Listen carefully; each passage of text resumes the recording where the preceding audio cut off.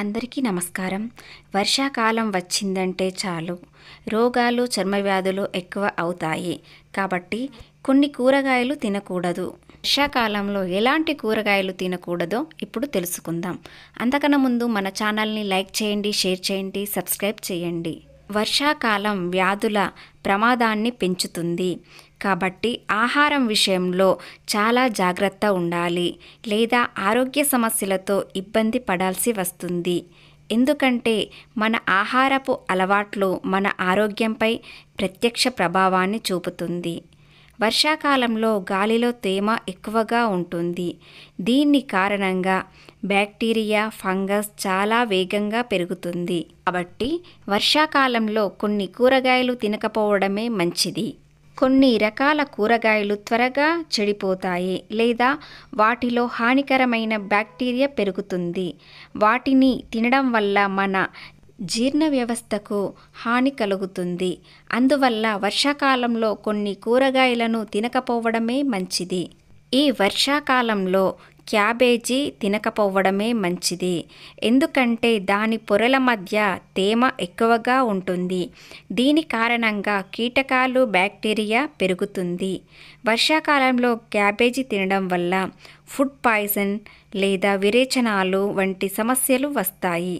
కాబట్టి వీటిని వర్షాకాలం నివారించండి. అలాగే మరొక కూరగాయలు క్యాబేజీ లాగానే క్యాలీఫ్లవర్ కూడా వర్షాకాలంలో తినడం మంచిది కాదు.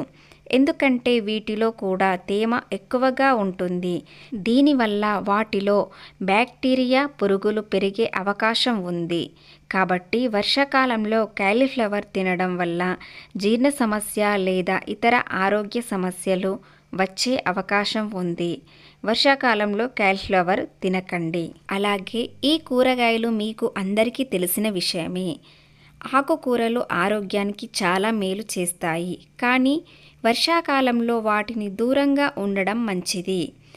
ఎందుకంటే ఈ ఆకులకు వర్షాకాలంలో కీటకాలతో నిండిపోయి తేమగా ఉంటుంది.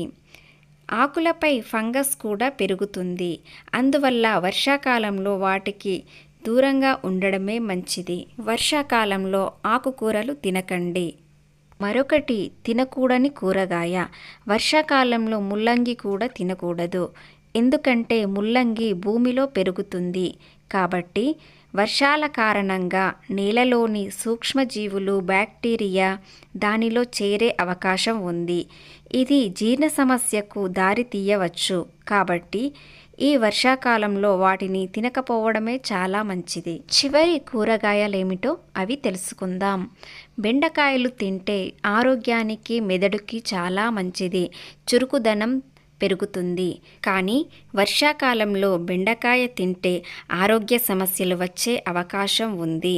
ఎందుకంటే ఈ కాలంలో వాటిపై తేమ, బ్యాక్టీరియా సులభంగా పెరుగుతుంది.